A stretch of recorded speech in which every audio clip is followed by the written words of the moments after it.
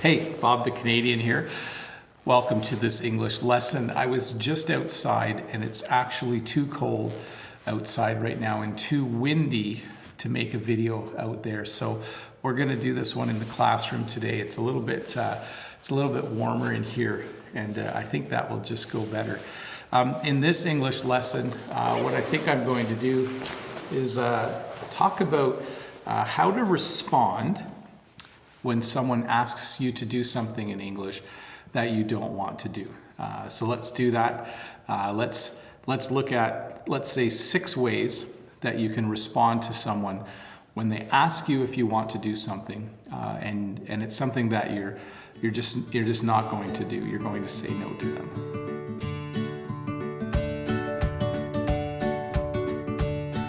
Well, hey, Bob the Canadian here, Learn English with Bob the Canadian. Welcome to this video. If this is your first time here, don't forget to click the subscribe button below. Give me a thumbs up if this video helps you learn English. So, sometimes in life, people ask you if you want to do something, and sometimes you want to say no. So in this video, let's look at some ways that you can say no. For the first example, let's imagine that a friend has asked if you want to go and see a movie. You could respond with the simplest way of declining. To decline is to say no, and that's to say no thanks or no thank you. So your friend says, would you like to go see a movie tonight? And you could respond by saying no thanks or no thank you. A second way that you could decline or say no to someone when they ask you if you would like to do something is to say, I'm not interested. So let's say someone has asked you if you wanted to go out for dinner with them. You could say, I'm not really interested tonight. I have a lot of other things going on. Or I'm not really interested at the moment. I'd rather do something else. So another way to say no is to say that you're not interested. A third way to say no to someone is to say, I'd rather not. So maybe someone says to you, would you like to go to the shopping mall? I'd like to go to the shopping mall and do some shopping. Would you like to come with? And you could respond by saying, I'd rather not, which is another way of saying that you're not interested. I'd rather not go right now. I have other things I need to do. Or I'd rather not go because I'm not interested. So if someone says to you in English, I'd rather not, it means the same as saying no or that they're not interested. A fourth way that you can let someone know that you don't want to do something is to say, I don't want to. So maybe someone says to you, I'd like to go for a long drive out in the country. It's a beautiful day. You could say to them, I don't want to.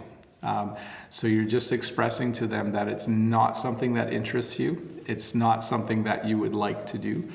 So you would say to them, no, sorry, I don't want to. I don't want to go for a drive out in the country today. A fifth way to let someone know that you're not interested in doing something is to say, I don't feel like it. So maybe someone says to you, would you like to come over to my house for supper tonight? Would you like to come over to my house for dinner? You could say, you know what, I just don't feel like it. I don't feel like it today. It's been a long day. I'm quite tired. I don't feel like coming over to your house for dinner. And you can say, I'm sorry as well, because that would make it a little more polite. Like, I'm sorry, I just don't feel like it today.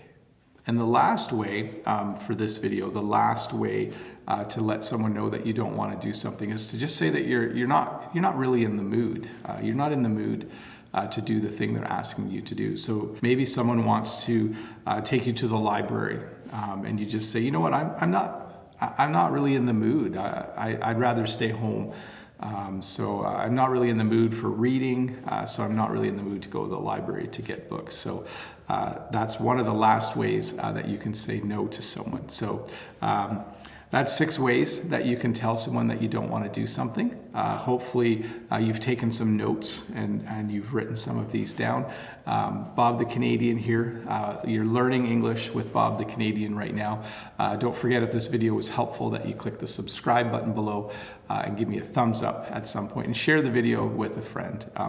Hopefully next week things are a bit warmer. I do like winter, but it's just a little too cold to go outside today. But hopefully this indoor video helped you learn a few new English phrases, and I'll see you in the next video.